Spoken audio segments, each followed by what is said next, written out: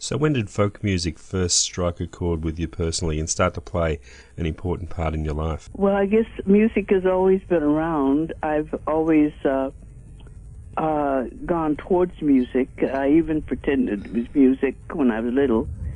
And unfortunately, in grammar school, they discovered I have a voice. I had a voice and told my mother, and but then told my mother to wait till I was 13 because of the body changes in little girls and boys. And at the age of 13, I started studying voice. And I don't know what I do without music, to tell you the truth. You know, it's been like my school. It's been the way I've learned. It's been the way I've been healed. And I am one of the fortunate ones in that the world's best voice could be going around trying to get somebody to listen to them and finding a hard time just to break through, you know. So I really did luck out. In terms of musical appreciation, were you going out of your way to seek as many different styles of music as you could? No, I was growing up at a time when there were many styles of music. Of course, it was before television, it was radio time. And on the radio, we had popular ballads. We had the top 10 type songs. We had the Grand Ole Opry from Nashville, Tennessee. We had the Metropolitan Opera from New York City. And every week, our father would take us to the Black Theater and hear the big bands. We were growing up in the end of the big band era. And so, and also in the movies, there were a lot of singers and symphonies and classical music. So our music appreciation was really covered through the media.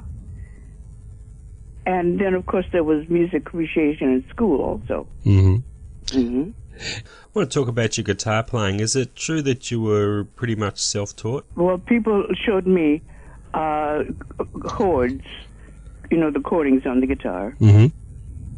And then I call my guitar playing, when I played the guitar, I haven't played it in years now, I call my guitar playing self-defense. I knew that I wasn't really a very fine guitarist because I've heard fine guitars, but mine was a pretty good rhythm guitar. And so I would learn how to make patterns in order to have a good rhythm that I could sing against. I loved the guitar. It was awkward to carry around. But then when I went into, when I started with the blues repertoire, I knew I would never be able to play the blues guitar. So that's when I started singing with the pianist. And I haven't touched the guitar in a very long time now. And I don't think I would be able to get back to it. Is that right? It must have been a great time to be amongst that folk boom of the early 60s. I remember speaking to Tom Paxton recently, and he said to me that he didn't realise the significance of that period until years later. Was it pretty much the same for you too? Pretty much, yeah. Yeah? Yeah. That's pretty much it. I mean, and when you look back over your life, of the things that have happened around you that you happen to be around, not until later did you, looking back on it, did you get a sense of what it was? Yeah. Because we're we're generally in the moment, and unless we have a crystal ball or some way of divining what is going to happen or what is not until later do we catch up. Do we catch up to what we've experienced? Mm-hmm. During that time, you must have witnessed some wonderful young performers who later became great names on their way up. Any standout memories there? I think we were all pretty wonderful. Even when we were sitting around in somebody's living room trying to tune our guitars together and singing and playing with each other, there was just something about doing the music and participating in the music that was really very healing and healthy, and I think it really helped us grow as human, as maybe even kinder. Who knows? People. So I don't know exactly where I was going with that answer, or even if that was an answer to what your question was. No, it makes perfect sense.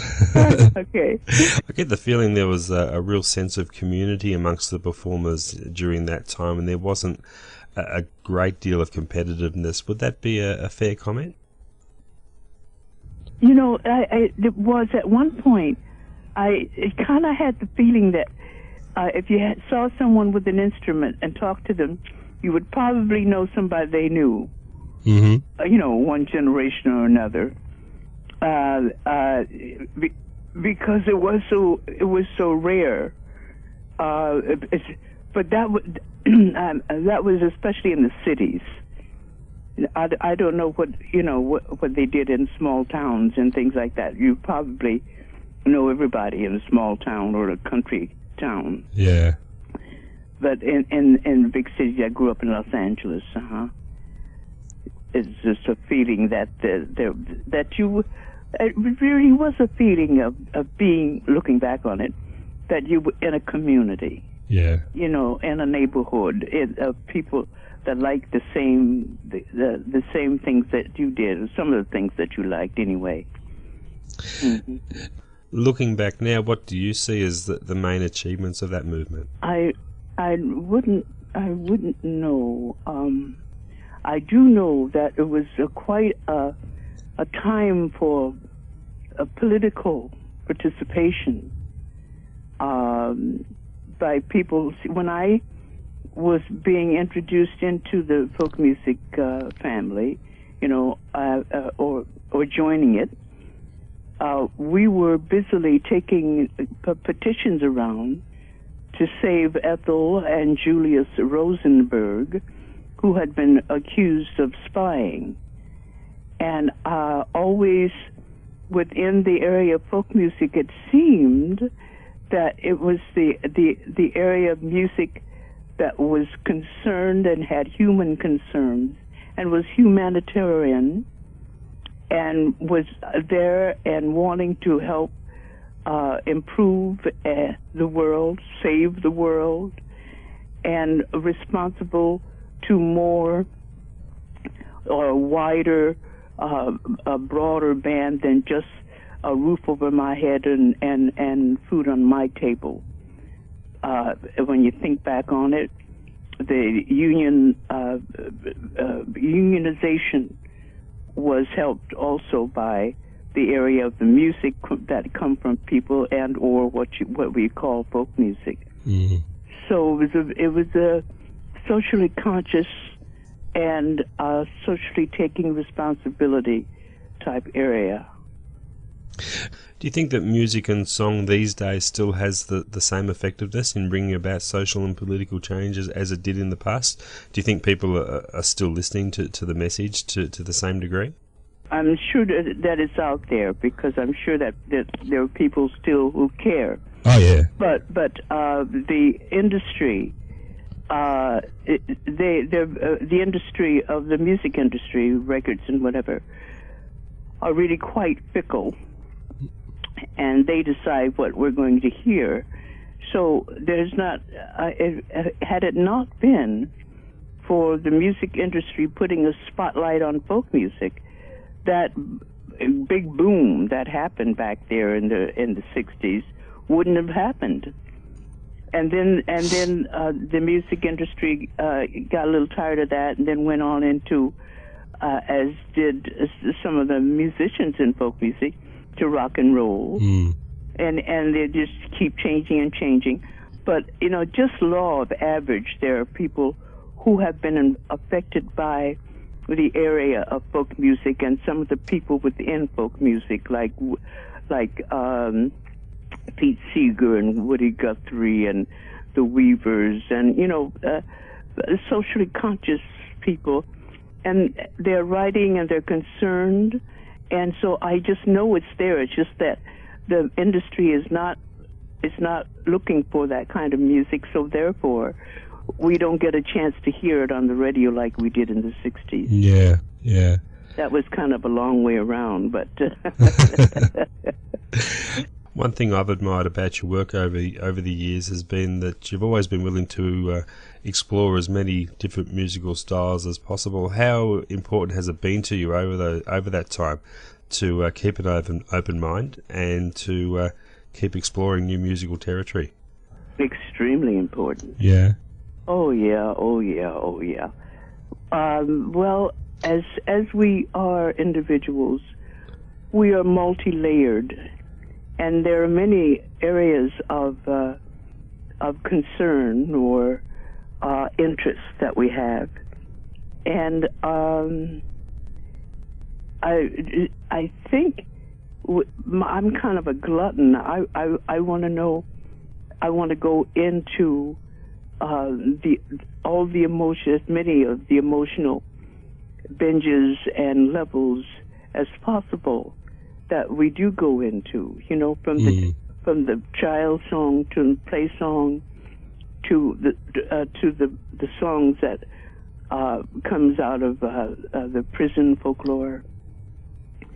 From the love song to the absolute venom-filled song.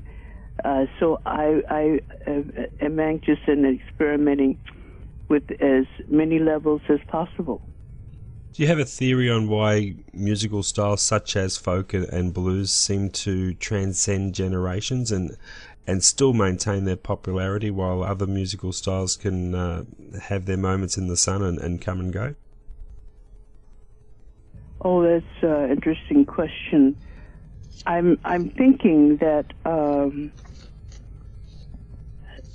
that the song, the music, or the words, since we're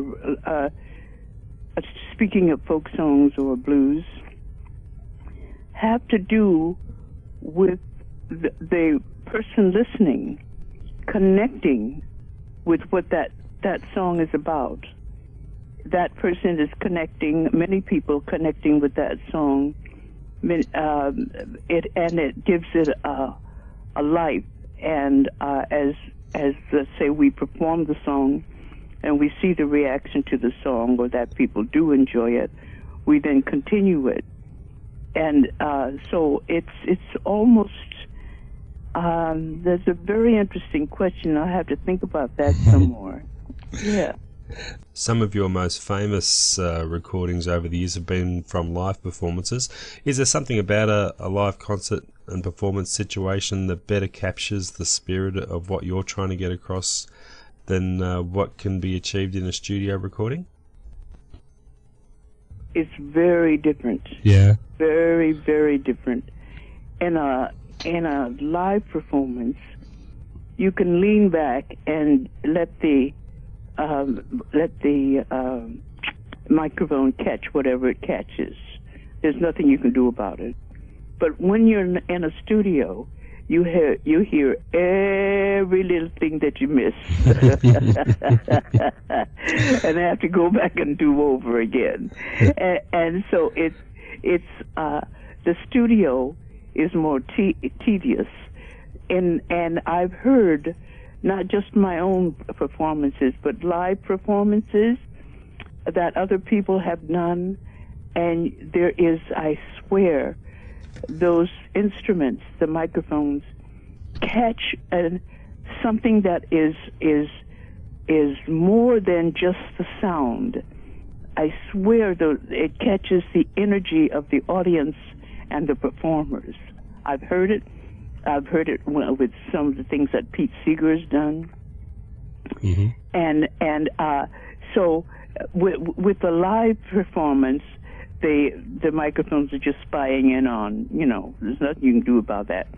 But with the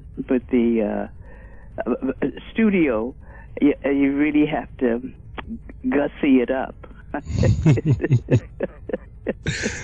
and pick it apart and then put it together again. Yeah. I was reading an old interview with you the other day, and they quoted you as saying, and this may or may not be right, but they quoted you as saying that college audiences were your best audiences? Yeah. That was in the 60s. Yeah, it was. Yeah. That was, well, the kids was in school. They had responsibility to their schoolwork, yes, but they didn't have the responsibility of paying rent or jobs or whatever, so they were much freer and much more open to respond than someone who has bills, their parents who had bills to pay and college to pay and whatever. They were just in a freer place. And we're ready to respond. So I think that might well. It may not be the same thing these days. I'm not quite sure. But definitely it was that was a true quote. Yeah. Have you noticed any change in recent years in terms of audiences and how they respond? Yes. At one point, early on, there was a feeling that television was happening and growing in this country, and people's response buttons weren't working because as you watched the television, there was no need to respond, right? Yeah. And I do remember a concert once on a campus, and there was nothing. I was not getting an energy from the audience. And so I stopped and just played around with the audience and asked them if they ever experience a non-responsive lover. They didn't have to raise their hand or anything. But I said, I'm sitting up here making love to you. Let's see what you can do. And that gave them, it was all right to applaud or make some noise. They wouldn't be disturbing me if they hear me. Yeah. Are there any of the current generation of performers, singer-songwriters that you've noticed that have really caught your attention? I don't really know very many people. I never have. I've always been a hermit. Mm-hmm. And I've run into people, and I've heard of people, and I get a chance to hear many. But I'm so I don't have an entourage of people around me within the music or outside. Yeah. So I have to pass that question. No problem. In terms of choosing material to record or perform in a live concert, is there any particular quality you look for in a song to make it one that you'd want to perform? Well, if I choose to work on it, it will most probably end up in the repertoire. Although there have been some songs that I've tried to work on, and I can't get a handle on the song. They're good songs, but I just don't have the secret key to the song, and they just don't work.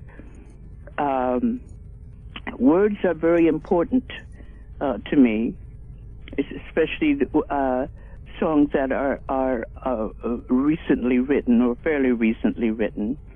And then, as far as like the prison work songs were concerned, the emotional focus was the important thing. Mm-hmm. So the content of the song has to hit me. And fortunately, many of them joined the repertoire. Now, I believe you have been doing, or you are doing, some performances with Liam Clancy. Is that right? Oh, we had a wonderful time there in Ireland. Yes, indeed. Ah. Yeah, and, well, he was a young whippersnapper when I was a young whippersnapper. And his brothers who owned Tradition Records. And we would hang out together in New York and all, of course, get together, and we'd all be, at one point of the evening, or not, we would be singing together.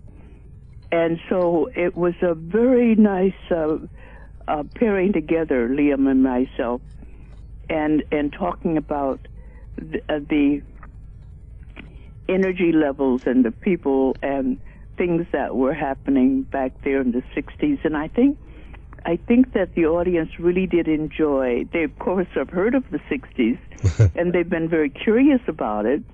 So his program he got put together gave them a little bit more of a clue as to what was going on in the 60s. And I think it's a wonderful idea. I hope we do some more together. Now, I have heard there are possibly plans afoot that to get you down here to Australia in the new year. I'm looking forward to it. I love me some Australia. I love it. Yeah. Nothing definite as yet, though? Well, my manager says they're working on whatever they work on. They're plotting and planning. Oh, fantastic. It's been quite a long time since we've had the pleasure, I think. It's a very long time. Much too long. Be wonderful. And what else is in your plans for the near future? Well, I'll probably continue singing, even if I only have 3 notes left to sing. I'll get up on somebody's stage and sing those 3 notes. Because I don't know what else to do with my life. I don't know what I'd do without my music. And just one final question to leave us with. If an up-and-coming performer came to you with for some career advice, what would be the first thing you would tell them? I'm sorry, say that again now. If a young performer just starting out in music came to you for career advice, what would be the most important thing you would tell them? Well, it would. I would encourage them to be daring enough to get into the music that they're into and give all that they have. Don't think about applause. Don't think about after you finish the song. Devote yourself completely. Jump into the music so that when you do give of a performance, you have given your audience a gift, and they respond in like terms. I would work with them on how to concentrate and not to be distracted while they're performing. There may be a few things that my voice teachers have passed on to me that I could pass on to them as far as having some problem with notes or whatever are concerned. But mostly I would work on people being able to be, I guess, vulnerable and to give truly to the music, and because it is a blessing and a gift, and it is healing, and there is nothing like being able to work with the music. I think that's about it. They're wonderful words of wisdom. Odetta, thank you so much for your time. It's been an absolute pleasure for me to speak to you today, and thanks for doing it. I'm so very pleased that you were interested in doing this. And thanks for doing it at a very early hour for you too. Say hello if I get there. Look, we've got everything crossed down here already that you're going to make the trip. Fingers, toes, everything.